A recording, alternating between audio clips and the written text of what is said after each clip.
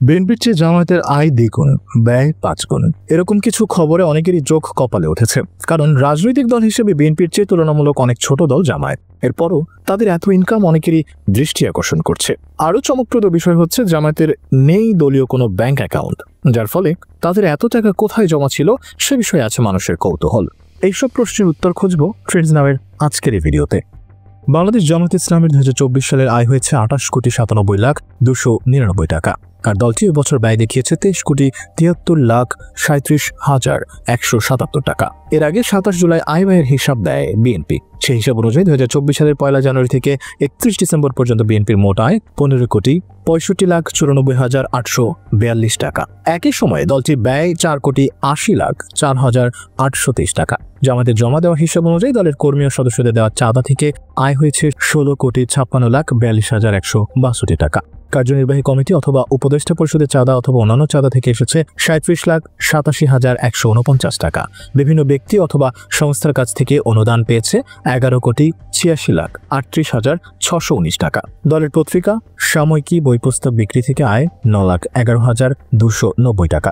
অন্যান্য চাঁদা থেকে দলটি আয় করেছে 7,21,079 টাকা। মোট আয় 28,97,299 টাকা।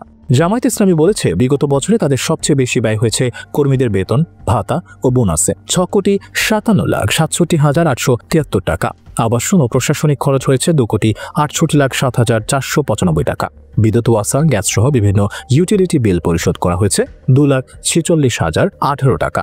ডাক, টেলিফোন, ইন্টারনেট, কুরিয়ার সার্ভিস, পত্রিকা বাবদ ব্যয় হয়েছে 8,44,526 টাকা। আপ্যায়নে ব্যয় হয়েছে 10,95,962 টাকা। প্রচারণা ও পরিবহনে ব্যয় হয়েছে 2,70,06,563 টাকা। যাতায়াত বাবদ খরচ হয়েছে 1,27,01,776 টাকা। জনসভা, পথসভা, ঘরোয়া বৈঠকে ব্যয় হয়েছে 19,38,705 টাকা। প্রার্থীদের অনুদান দেওয়া হয়েছে 11,05,15,420 টাকা। ধর্মীয় বিশেষ অনুষ্ঠানে বাবদ ব্যয় করা হয়েছে 32,76,850 টাকা। অন্যান্য ব্যয় হয়েছে 1,12,56,989 টাকা। এদিকে বাংলা নিউজ 24 এর এক প্রতিবেদনে বলা হয়, বাংলাদেশ জামায়াতে ইসলামীর আয় 29 কোটি টাকা হলেও কোনো ব্যাংক হিসাব নেই। এই অর্থ কোথায় জমা ছিল আর কোন উৎস থেকে ব্যয় হয়েছে তারও কোনো হদিস নেই।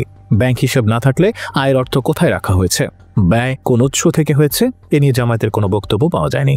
বাংলা ট্রিবিউন পত্রিকার 2018 সালের এক প্রতিবেদনে বলা হয়, প্রতি মাসে সবকটি জেলা ও বিভাগীয় শাখার মোট বাইতুল মালের 20% কেন্দ্রের বাইতুল মালে জমা দিতে হয়। মহিলা বিভাগ থেকেও একটি বড় অংশ আসে বাইতুল মালে। এছাড়া জামায়াতের এককালীন অনুদানের একটি বড় অংশ আসে ইউরোপ, আমেরিকা, মধ্যপ্রাচ্য, তুরস্ক সহ বিভিন্ন দেশ থেকে।